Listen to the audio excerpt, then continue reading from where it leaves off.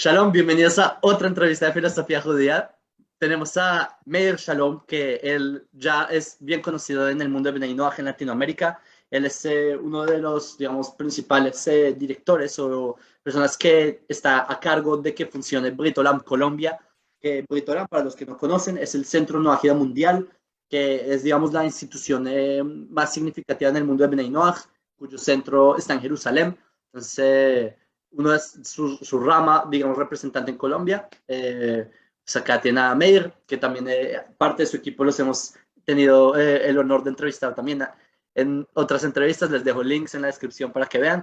Pero con Meir de verdad que es un placer particular porque Meir viene de una carrera de haber probado diferentes perspectivas de lo que es el monoteísmo dentro del mismo judaísmo, diferentes amplitudes del espectro del pensamiento judío, del pensamiento no ágida. Y bueno, Meir, bienvenido. Muchísimas gracias, mi estimado Jacob. Es un placer para mí estar aquí en tu canal de filosofía judía. Y bueno, agradecido con tu audiencia y contigo por la invitación. Y esperemos que este programa, bueno, sea edificante y aclare muchos conceptos para la gente que te sigue y que nos está escuchando. Sí, Besrat Hashem, esa es la idea. Yo primero quisiera como introducirte, que las personas conozcan quién es Meir, si podrías contar un poco de más allá, como cómo llegaste al monoteísmo, porque nosotros sabemos que el movimiento no ágida es relativo, aunque es algo milenario, paradójicamente es algo que hasta ahora las personas se están enterando que existía por alguna razón. Entonces podrías, digamos, hablar em, brevemente de tu trayecto o cómo llegaste a estar, digamos, expuesto a lo que es el monoteísmo. Bueno, correcto. Yo me inicié, pues como muchos en América Latina, pues nacimos católicos porque nos bautizaron católicos en una familia católica y hacia la pubertad en la adolescencia llegó la rebeldía y bueno, yo me desligué completamente del catolicismo, más o menos hacia los 15 años y estuve andando por los caminos que andamos los muchachos, buscando metafísica y todo este cuento de la Pachamama y la vida y todo, bueno, muchas filosofías, muchos conocimientos. Y ya después cuando adquirí un poquito más de responsabilidad, y mi vida verdaderamente iba rumbo a un fracaso. Yo me sentía que no tenía rumbo, que no tenía sentido y entonces, pues me aconsejaron muchas personas que buscara a Dios, que no me alejara de Dios, y me llevaron a una iglesia evangélica. Y bueno, allí echamos raíces y como todos los evangélicos, empezamos en una iglesia, pasamos por otra, porque hay miles de vertientes y en unas se aprenden unas cosas y en otras, bueno, a lo último quedé en las asambleas de Dios, donde formé mi liderazgo. Trabajé con grupos de parejas, ha sido siempre mi tema, ¿no? La formación de liderazgo y trabajé con ellos de la mano en ese momento. Hay muchas cosas en el cristianismo, que el modelo de los 12, que el modelo de muchos modelos. Cuando llegó la teología de la prosperidad, pues obviamente rompió todo el esquema de la plataforma doctrinal que estábamos manejando. Hubo un cisma, la iglesia, por la congregación donde estábamos, se sintió bastante y otras cosas que el cristianismo está lleno de muchas raíces y un mestizaje bastante interesante en América Latina. Entonces, bueno, yo a raíz de la muerte de mi esposa hace unos, ya vamos para 9 años, yo me confronté espiritualmente, entré como en una rebeldía con Dios, Dios no lo quiera, por lo menos con ese Dios. Entonces, no entendía muchas cosas. Yo tenía un programa de radio, entré en una crisis, en un declive y me alejé bastante. Estuve casi un año sin hacer nada. Y mis amigos me decían, el programa de radio lo cerraron antes de la muerte de mi esposa. Y entonces Era un ciclo de pérdidas en la vida mía. Yo soy comunicador social y que me cierren una emisora de radio y me quiten de un ministerio bueno, muchas cosas, fueron muchos cierres, perder la esposa, la madre de mis hijas. No entendía qué estaba pasando en mi vida y volví otra vez a hacer el programa de radio, pero esta vez desde un podcast, haciendo un streaming y quise analizar la vida de Jesús y desde el punto de vista histórico, obviamente con el material cristiano que yo manejaba, no conocía absolutamente nada de Torá ni de judaísmo.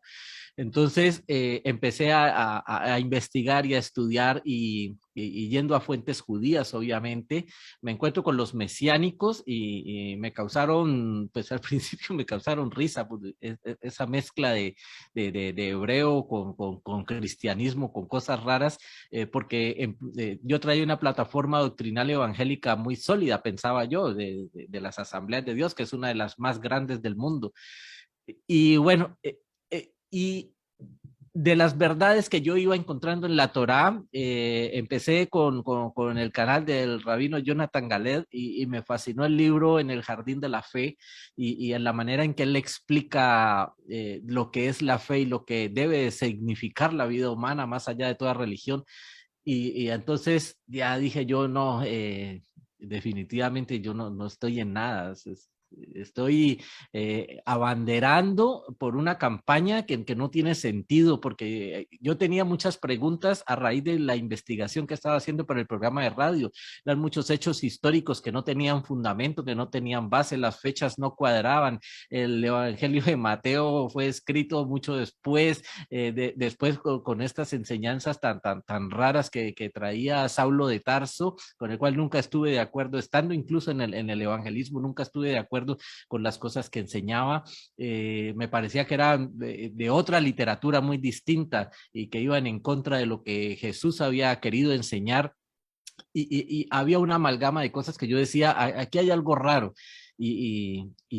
Por medio de los rabinos que gracias a Dios estuvieron prestos en el camino a contestar preguntas y a estar allí, me fui dando cuenta que estaba en un camino equivocado. Después, un primo aquí en Colombia hizo la genealogía de mi familia por ese mismo tiempo.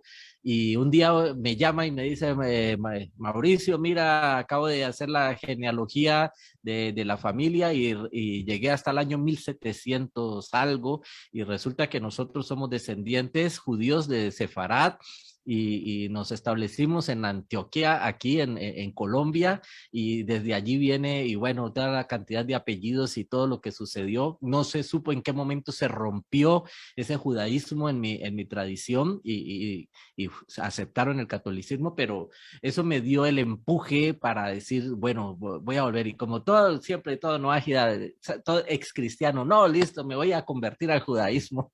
Tengo la fortaleza para convertirme al judaísmo.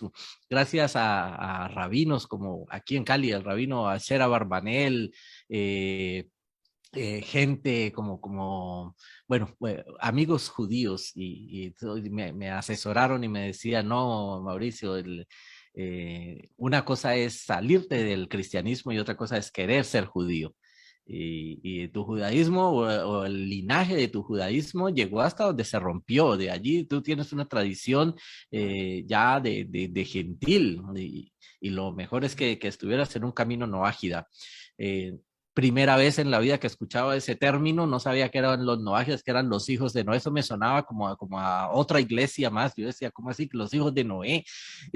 Y una congregación, y entonces, bueno, ya empecé a estudiar, empecé a buscar dónde poder encontrar gente afín aquí en Colombia y encontré, gracias a Dios, a Breslev con el amigo Daniel Escobar y Joseph y mucha gente y el señor Josué Álvarez en México y me acogieron, estuve con ellos, fui desarrollando de nuevo otra vez esa fuerza del liderazgo, me gustó mucho, me ofrecieron administrar la emisora de los Noágidas Radio, ¿no? El Radio Breslev, y estuve con ellos un año, y hasta que me contactó Menashe Benítez y me dice, bueno, tú quieres estar con nosotros en el Centro Mundial, en el Centro Noágida, y me pareció excelente la idea de poder formar comunidad, de poder seguir trabajando en este proyecto, porque en mi vida laica trabajo con un grupo de la Fundación Mercedes Herrera Mora Tenorio,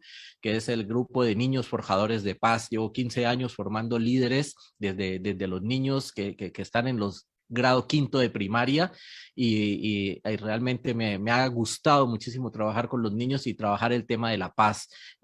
Soy gestor de paz de la Fundación Pren Rawat a nivel mundial, y eso es mi vida, es mi pasión, y poder hacerlo en una comunidad no ágida, formar liderazgos. Y entonces con el rabino David Shalem concluimos en que sería bueno crear un grupo que hoy en día se llama Los Constructores del Arca, y es un grupo que estamos creando aquí en Colombia para crear un liderazgo no ágida que pienso yo que va a ser fundamental para la transformación social que se avecina para años futuros. Más o menos, a grosso modo, ese ha sido el trajinar mío por este camino del noajismo, mi estimado Jacob.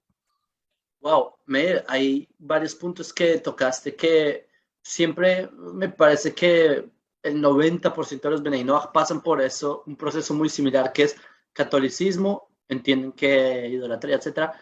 Evangélicos creen que no es idolatría porque no hay estatuas, pero eventualmente cuando entienden que hay idolatría pasan a ser mesiánicos, y eventualmente cuando las personas entienden que mesiánicos es la misma cosa que las tres anteriores o peor, ahí saltan digamos, el mundo que es lo judío, porque a mi perspectiva y a la perspectiva que yo he recibido de mis rabinos, ser Ben Noach, ser Noágida, es parte del judaísmo, es judaísmo para el no judío, igual que el judaísmo para el Cohen, para el sacerdote es judaísmo. No, para un no judío, ser Noágida es el judaísmo del no judío. No sé si me hice entender, pero Sí, algo correcto. así es el proceso que comentas. Obviamente la experiencia de cada uno es distinta, y quisiera acá preguntar eso mismo. ¿Tú sentiste o sientes, o pues ahora que has tenido tanta interacción con tantas personas en Britolam, Colombia, podrías tú definir si es que hay algún vacío entre el modelo de que la persona sale, como tú dijiste, todo esto de los apóstoles, yo que sé, que son, para mí, perdón, son términos que no conocía, algún vacío de la persona que sale de una vida comunitaria cristiana a entrar a una vida no ágida donde aún no hay una comunidad propiamente, porque hasta ahora se están, digamos, gestando, están germinando estas nuevas comunidades? ¿Tú crees que hay un vacío ahí o algo que debería llenarse? Sí, claro, y es evidente, aunque también depende de la comunidad no ágida a la que llegue, porque hay comunidades no ágidas que se están comportando en este momento como si fueran iglesias no ágidas. No tienen a un ídolo, pero se comportan de la manera gregaria como lo harían en una comunidad evangélica. Entonces, sí, primero que todo, hay que superar ese sentimiento de decepción, ya sea porque por X pastor o porque la iglesia o porque definitivamente se dio cuenta que había idolatría en eso y que no había fundamentación racional para estar en un culto de ese tipo. Y allí ya hay un vacío. Hay gente que lleva 20, yo llevaba 15 años en un liderazgo, y entonces empieza a haber un hambre de hacer cosas, y lo ideal, o sea, por naturaleza uno quiere empezar a usar esas herramientas que traía de esa vida del cristianismo, a aplicarlas en esto del noajismo, y eso no es posible, no es sano, no se puede. Y el rabino Ariel Grossman es muy claro en eso: hay que borrar el cassette, hay que formatear completamente y partir desde ceros, porque si vas a tratar de traer todas esas enseñanzas, porque el ser humano necesita sentirse aferrado a algo. Yo lo trato de explicar la experiencia como la persona que está nadando en un lago en el que sabe que no se va a ahogar, pero que no ve la orilla por ninguna parte. no importa hacia dónde nade, no sabe si está avanzando o si está andando en círculos porque la orilla no se ve. Y así se siente un cristiano que está sin aferrarse a nada. Llega a una congregación de mesiánicos y obviamente de allí no, el promedio no es que dure más de un año, donde se ve desencantado y sale. Y llega a una comunidad no ágida y al no encontrar esa naturaleza, esas herramientas que lo hacían sentir bien, es algo más como, porque el cristianismo va más con las sensaciones que con la razón. Entonces, si es una persona que no acepta a estudiar libros, a reunirse, a comentar las cosas, sino que es por las emociones que vive, entonces obviamente aquí no hay orquesta, aquí no hay banda, no hay danzas, no hay Eucaristía, no hay nada de estas cosas, ese simbolismo, ese ritualismo que muchas personas necesitan de manera tribal, no las van a encontrar en el noajismo. Acá le están diciendo, mira, póngase a estudiar y póngase a practicar lo que está estudiando y no va a haber un pastor que lo dirija a usted, hay un rabino y el rabino no es un sacerdote, ustedes tienen que organizarse como una comunidad civil y trabajar de la mano con entidades civiles para poder actuar. La parte espiritual foméntela con su familia. Entonces, allí hay un choque porque si en la palabra muerta del cristianismo se habla de la familia, la verdad es que eso no se vive. Eso es letra muerta en muchos casos y la religión no hace a la persona. La persona que se escuda diciendo que ella es buena persona porque está metido en tal o X religión, pues realmente no, es una marioneta porque en su interior realmente no hay nada, solamente está viviendo de emociones y sensacionalismos. Entonces, al no encontrar eso en el noajismo, muchas personas salen de una comunidad no ágida y van a otra y muchos están en varios grupos a la vez. Es lo que yo he visto, están en el grupo de WhatsApp de tal comunidad con tal rabino, estudian con otro rabino, o sea, no están con uno solo, sino, y eso es rico. Para mí es una experiencia sana porque el no ágina no debe ponerse una camiseta, ¿no? Y decir, mira, yo soy de este rabino, yo soy de esta comunidad, yo me identifico con esto. No, realmente es un crecimiento espiritual personal, es una experiencia personalizada para cada uno y yo creo que así es que debe de ser. Lo que pasa es que debe proyectarse. Y por eso el proyecto de los constructores del arca, o sea, ya tienes las herramientas, tienes la madera, el martillo, las puntillas, entonces vamos a empezar a hacer el arca porque necesitamos construir algo, que necesitamos que ese edificio se construya en América Latina y que, como lo decía el rabino David Salem, en este momento nuestras comunidades no superan 60, 100 miembros, la que más pueda tener miembros activos, porque podemos tener 1000 miembros, pero pues ni se reúnen, ni se conectan, ni uno los ve votando, ni haciendo nada por la comunidad. Pero miembros activos, podemos hablar de comunidades muy pequeñas, muy reducidas, y que dice el rabino David Salem que eso va a cambiar cuando hablemos, por ejemplo, de que en la ciudad de Bogotá podamos contar 500 noágidas, pero activos, haciendo cosas, trabajando activamente para la sociedad. Entonces, allí verdaderamente vamos a encontrar como viene, qué es lo que estamos haciendo y si lo estamos haciendo bien y vamos a administrar los correctivos. Pero mientras tanto, las personas que salen van a encontrar esos vacíos y van a encontrar desencanto. Primero hay que hacer esa limpieza interior, como te digo, formatear completamente, cambiar el chip. ¿Sabes? Mientras comentas eso, hay algo que he caído en cuenta últimamente, y es que el tema del cristianismo, muchas personas vienen y me preguntan sobre, digamos, falencias del cristianismo, yo respondo en mis videos, y yo en verdad pensaba ingenuamente que si tú le muestras a la persona la mentira, tú les muestras, mira, acá no dice virgen, Isaías 7:14 no dice virgen, te engañaron. Yo creía que la persona iba a decir, ah, wow, es verdad, no dice virgen, y por eso me engañaron. Las personas en verdad se encierran en la negación, empiezan a decir, y es muy difícil, y para mí como judío es muy fácil decirles dónde está el error, pero yo, desde la perspectiva cristiana, yo no me imagino lo duro que debe ser que a mí me digan, que me demuestran que el judaísmo me estaba engañando, debe ser una crisis total. Y lo que tú dices de entonces, esta parte emocional, lo que los mantiene, ya la razón entiende o sea, ya el cerebro entendió que ahí hay un engaño, pero la emoción es tan fuerte, hay una piedra tan pesada en el corazón que no logran salir de ahí. Incluso, como tú mencionas, las personas que logran salir, aún está ese pedazo de emoción que todavía los empuja hacia atrás y es difícil salir. Yo, por otro lado, recibí de mi rabino, Rabbi Sherki, que en un mundo ideal de Bnei Noach en un futuro, las personas van a ser familias de la tierra, etcétera, y van a estar muy conectadas a su cultura, y por ende, en algún punto sí va a haber ese factor tribal, como tú lo llamaste, porque la familia es tribu, es otra forma de ser tribu. Familia es como una, no etnia, pero va a estar la tradición familiar, la música familiar, yo qué sé, o no tiene que ser música, puede ser cualquier expresión desde adentro particular de la familia. Entonces, esto seguramente llegará, pero obviamente el proceso hay que pasar primero por la comunidad noágida, que es como lo que engloba a los Bnei Noach. Ahora, lo que tú mencionas, que de verdad yo también he sentido eso, que ya están naciendo las comunidades noágidas.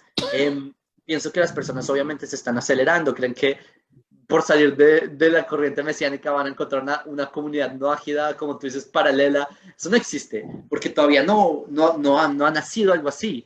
Pero eventualmente las comunidades noágidas son inminentes, pero ahí es donde entra lo que tú mencionas de este vacío entre lo que debe haber versus lo que todavía falta por hacer, y ahí es donde entran como lo llaman los constructores del arca, empezar a hacer el arca, porque el diluvio ya, o sea, ya está ahí. Entonces empezar a armar, reunir a los que falta para el diluvio y sale. Eh, una pregunta que también mencionaste. Ok, llega la persona, se desencanta del cristianismo, se desencanta de la corriente mesiánica, llega a la corriente noágida y él entiende que es correcta, pero él ve que todavía falta ese factor comunitario que quizás el mundo judío sí lo tiene, ¿sí? Que entonces dice, bueno, quizás yo sigo caminando y me salto ese paso noágida y llego a ser judío y llego a la conversión porque quiero convertirme. Le voy a hacer un paréntesis a las personas, las que están viendo. Señores, en el judaísmo no creemos que hay un ideal de ser judío. Nosotros sí creemos que hay un ideal de ser noágida para el no judío. Ahora, si una persona se quiere convertir, bienvenido, etcétera. Aún así, sí hay un ideal de que una persona no judía cumpla las leyes de Noaj, etcétera. ¿Ok? Cierro el paréntesis. Entonces, la persona que no es judía, él dice, a propósito, el término gentil para mí no debe existir, deben borrarse ese término, pero en fin, la persona que no es judía, él dice, ok, yo quiero ser judío, porque el mundo no ágida, aunque sí veo sus ventajas, no es suficiente para mí. ¿Tú qué opinas de esa perspectiva?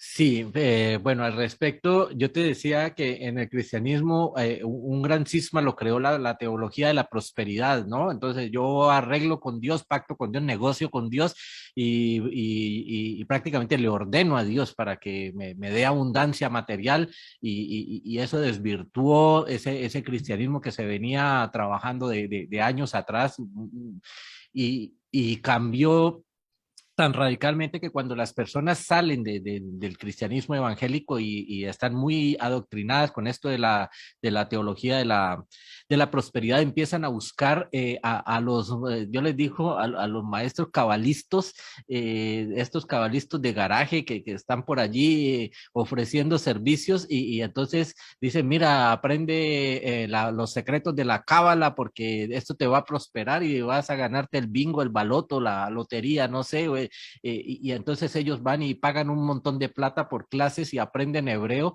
pero no tienen ni idea loca de lo que es el judaísmo, ni les interesa tampoco. Ellos están detrás de esa prosperidad, porque todavía tienen la teología de la prosperidad grabada en la mente. Bueno, eso y la fantasía cristiana, ¿no? Porque hay otra corriente del cristianismo que te lleva a creer en demonios y la guerra espiritual y las huestes espirituales y toda esta cantidad de cosas extrañas. Hay gente que le da correa a la nevera cuando está vacía, que para que se llene de mercado. Eso se ve, eso se vive. Ponen las fotos patas para arriba, que para que el ser amado regrese y rezan y oran y ayunan y hacen una cantidad de cosas impresionantes y ven demonios en todo. Entonces, si los dejó la ruta, eso fue porque el demonio de la ruta se llevó el bus y bueno, si llovió es porque el demonio de la lluvia me hizo que me mojara y por todo reprenden demonios y hace, bueno, es América Latina, somos indígenas y tenemos mucho de esa magia y como está muy arraigado en nuestra sangre y en nuestros genes. Entonces, luchar contra eso y decirle, yo no soy amigo de tratar de desmentir un cristiano. No me gusta entrar en esas discusiones y decirle, mira, es que aquí dice, no, los escucho y todos a veces me causan un poquito de risa y les pido perdón, pero porque yo también estuve allí y entonces trato de no debatir con ellos, porque es muy difícil cuando una persona te dice, no, mira, es que yo soñé que yo estaba flotando y que el Señor Jesús vino y me abrazó y que yo no sé qué, y una cantidad de experiencias místicas que yo no le puedo decir, usted no vivió eso. Yo no le puedo decir, usted no vivió esa luz, usted no sintió el abrazo, usted no sintió el beso. He estado en muchas, haciendo actividad humanitaria en centros con drogadictos, donde la mayoría de los drogadictos dicen que sintieron que Jesús los violó. Son ideas esquizofrénicas que se dan de pronto por ese mismo misticismo religioso. Y es muy difícil entrar a debatir con eso, mi estimado. No me gusta, trato de no desmentirlos. Quiero que la gente de pronto siga como sucedió conmigo, que nadie me dijo, tú estás equivocado. Yo mismo me di cuenta que estaba equivocado. Hice las preguntas que tenía que hacer porque me veía forzado a aclarar mi mente y se me respondió con la connotación positiva de la Torá, no con la negación o la prohibición o la connotación negativa de lo que yo estaba haciendo. Y eso me ayudó muchísimo y me hizo sentir muy bien.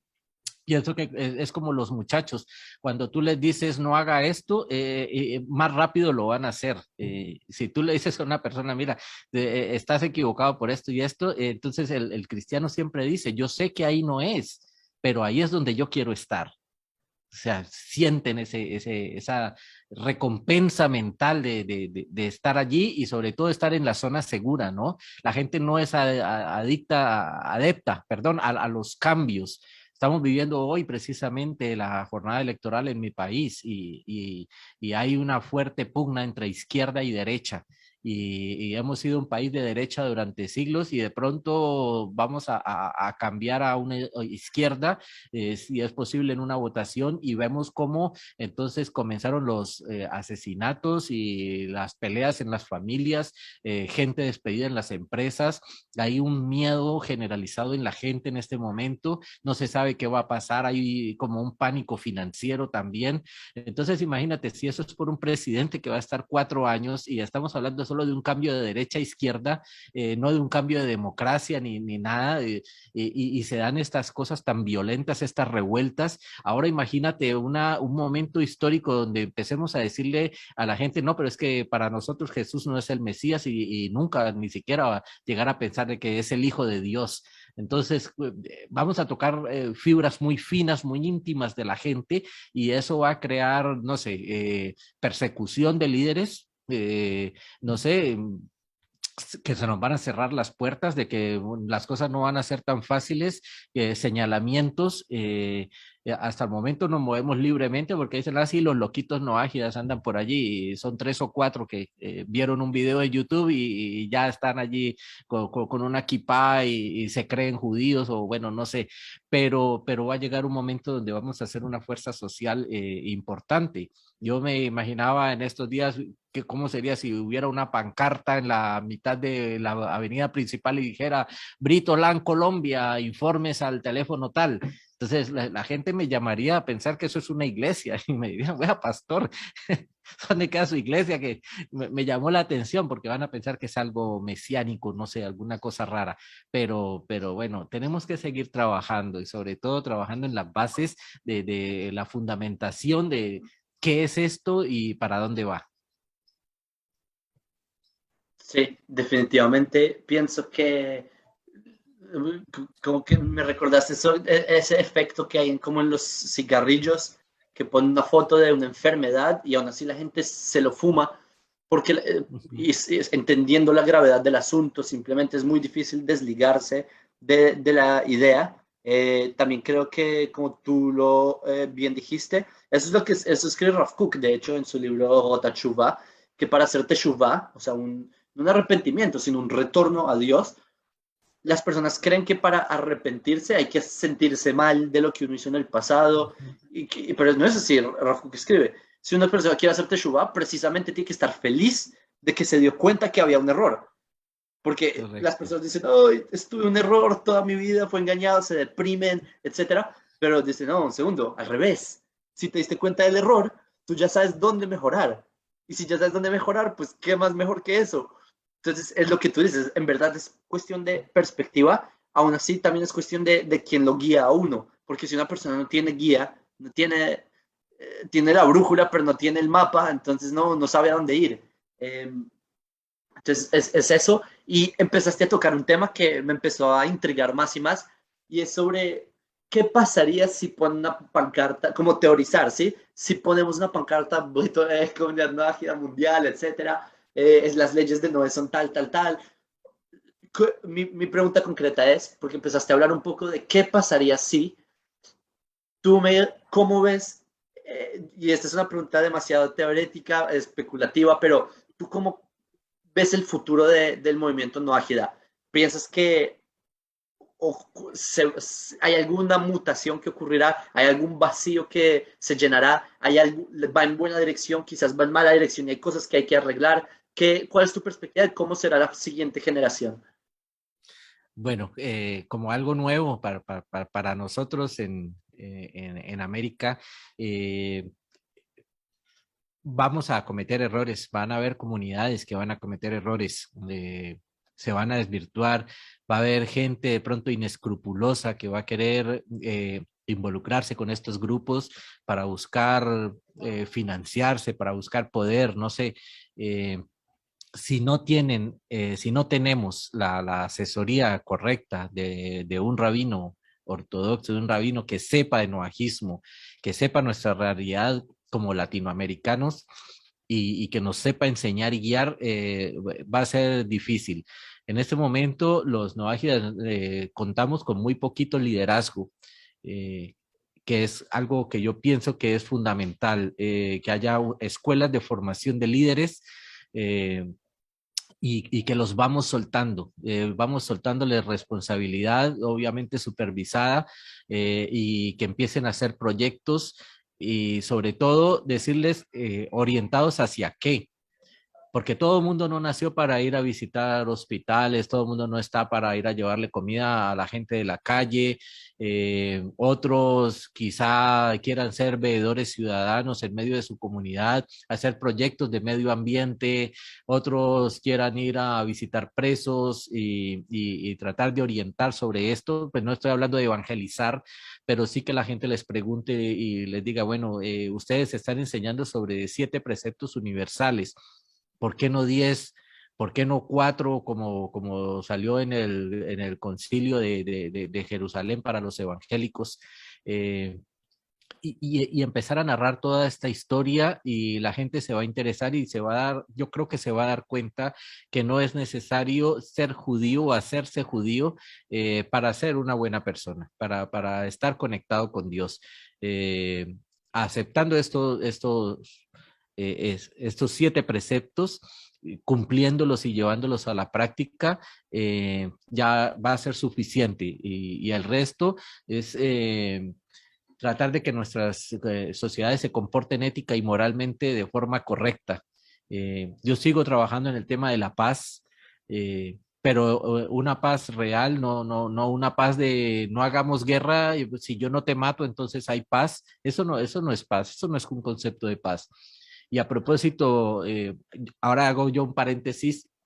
eh, una canción de John Lennon que se llama Imagine y dice que si tú piensas como nosotros, entonces todo estará bien. Y a algunos les pareció que eso era la panacea de la ilustración mental y trataron incluso de llevar este hombre con ese pensamiento merece el premio Nobel de Paz. Y resulta que paz no es eso. Paz no es que si tú piensas como nosotros, entonces todo estará bien. Paz es que tú puedes pensar lo que quieras pensar y yo te voy a respetar ese pensamiento. Y ese es el principio de la paz. Cuando yo aprendo, yo le digo mucho a mis amigos, porque me dicen, tú al fin que eres de izquierda, eres de derecha, ¿con quién estás? Y yo le digo, no, mira, yo con el noajismo aprendí a ver a Dios en cada persona, con sus defectos y con todo. Entonces me dicen, ah, pero es que tú eres un idealista. Y le digo, bueno, yo no le veo nada malo en eso. Estoy aplicando mi idealismo, mi humanismo a estos preceptos noédicos para formar un liderazgo en los niños y en las personas que los enseñe verdaderamente a amar lo que tienen, a amar lo que son y a trabajar para conseguir sus metas, pero con las herramientas que tienen actualmente, no fijándose en modelos externos que de pronto no tienen nada que ver con su realidad, sino aceptándose tal y como están en este instante, tal y como son en este momento. Yo creo que si las comunidades aprenden a trabajar eso y no querer parecerse a, que es algo que al final no los va a llevar a nada, vamos a lograr grandes cosas, vamos por lo menos a tener un trabajo social bien interesante donde la gente tenga recursos o no tenga recursos, va a trabajar por mejorar su calidad de vida, va a trabajar por mejorar su entorno, sus relaciones con la vecindad y sus relaciones con el Estado. Van a crear canales de conversación y a crear espacios de confluencia de ideas, que es algo que los jóvenes están haciendo hoy mucho en nuestras comunidades, con el trabajo con las pandillas, con los grupos de drogadictos, y obviamente la violencia está en apogeo. Nosotros estamos en Colombia, que es un país que ha estado en guerra durante casi 70 años y es una guerra que tiene muchos matices, que no es solamente rural de un combatiente contra otro, sino que toda nuestra cultura es violenta y las reacciones y el ser contestatarios y el ser explosivos es algo que ya caracteriza a nuestra cultura en Colombia y tenemos que romper con eso. Entonces estamos en un proceso a la gente habla de la pospandemia y antes de eso veníamos en un problema de posconflicto. Tenemos que enseñar a nuestras futuras generaciones a ser seres del posconflicto, que borrar ese resentimiento, hay mucha sangre, hay mucho dolor, hay mucha impunidad. Y eso va a ser muy difícil de erradicar, pero pienso yo que si sembramos la semilla en estas generaciones que están creciendo, vamos a lograr desarmar los corazones de esos niños para que sean adultos más sociables, que aprendan la realidad del amor. Y si les decimos y les enseñamos que la Torah es un camino perfecto para lograr eso, pues creo que habremos logrado nuestra misión, por lo menos aquí en Colombia, ¿no? Y espero que los demás países hagan lo mismo, así no estén viviendo en conflictos, pero tienen la misma realidad social de pobreza, de abandono estatal y de muchas otras cosas que afectan a nuestra realidad. Wow, Mel, yo también concuerdo mucho en lo que dices y para culminar, yo quiero terminar con algo que tocaste y con el mensaje en general que diste y es la palabra shalom, pues ya Mir shalom. Shalom, que significa paz en hebreo, viene de la palabra shalem, que es completo, que significa que para que algo esté completo tiene que tener todas las piezas. Y lo que tú dices, ¿cómo se puede pensar que la idea de una persona no es parte del completo? Que eso a propósito viene de conceptos de la Kabbalah de Atzilut, que es un absoluto y que luego hubo Tzimtzum, que se redujo y Shvirat Kelim y se rompió en los diferentes, digamos, recipientes. Y en verdad la idea de un shalom es un todo, es cuando todo está junto, es la verdadera paz. Entonces lo que tú dices de pisotear a otro porque pensó distinto es un poco extraño. Pero así es, desde pues los principios de la humanidad, como lo concebimos. Y wow, Meir, gracias por lo que es, y también algo que me gustaría mencionar, yo también creo ferozmente que si Colombia y Latinoamérica, cada país en particular, cada región en particular, porque no todo en Colombia es lo mismo, se acaba el conflicto acá sigue, es diferente. Yo creo que las bases, lo que están haciendo los no ágidas ahora son las bases de este futuro mundo de alegrías, porque son la alternativa a algo que las personas no han pensado. Las personas dijeron, no, el socialismo es lo que va a salvar el país, el socialismo trajo esto. No, es el capitalismo, no, pero el capitalismo es la derecha, es la izquierda, no, es la religión, no, es el ateísmo, el feminismo, no, ser conservador, los valores antiguos, no. Yo creo que ser Ben Noach, porque ser Noachida es por fin limpiarse un poco de todas estas capas y ser uno mismo, que la persona entienda que es uno mismo y que hay otras familias de la tierra, que hay otros, es una idea tan amplia que yo invito a todos los que vieron esta entrevista que me pareció de muy alta gama, solo considérenlo, adéntrense más en lo que es qué es ser noágida, qué es el pensamiento noágida, qué es todos estos conceptos. Yo voy a dejar en la descripción los links para que puedan llegar a las clases de Meir, para que puedan ver la luz que proyecta Meir a través de sus enseñanzas y lo que es Brit Olam y lo que es el Centro Noagia Mundial, la vida del Noágida, y ustedes solo prueben, analicen qué es esto. Y bueno, hasta aquí quisieras dejar un último mensaje antes de cerrar. Sí, sobre todo invitar a la gente a que experimente.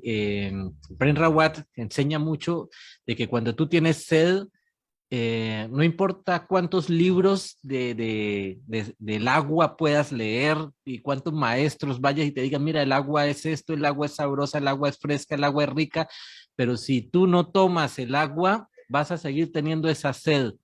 Entonces, atrévete, da ese paso. Cuando bebas el agua, no te importa, a uno no le importa si es H2O, de qué está hecha, solamente sabes que esa agua te quitó la sed. Y eso es lo fundamental, es vivir la experiencia de estar conectado con Dios. Eh, Puedes leer todos los libros del mundo que te van a tratar de explicarlo, pero si tú no te arriesgas a tener esa vivencia, ¿y cómo va a ser esa vivencia? Cuando aprendas a reconocer en el otro que Dios está allí y que esa luz está ardiendo en tu interior y tienes que expresarla, tienes que dejar que eso brille y que eso irradie hacia los demás. Y para la gente que ya probó el agua que no era, yo les digo, bebiste un agua que estaba contaminada, que estaba sucia y solamente por el hecho de que te quitó la sed, la vas a seguir bebiendo sabiendo que tienes una fuente de agua más pura. No quiere decir que la otra agua no, pero esta está pura.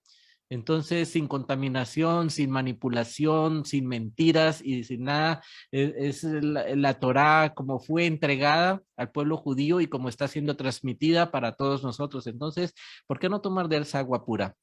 Va a ser más sano, va a ser mejor y va a ser una experiencia de vida. Y es más fácil transmitir una experiencia de vida que un conocimiento. Es básicamente eso, mi estimado Jacob.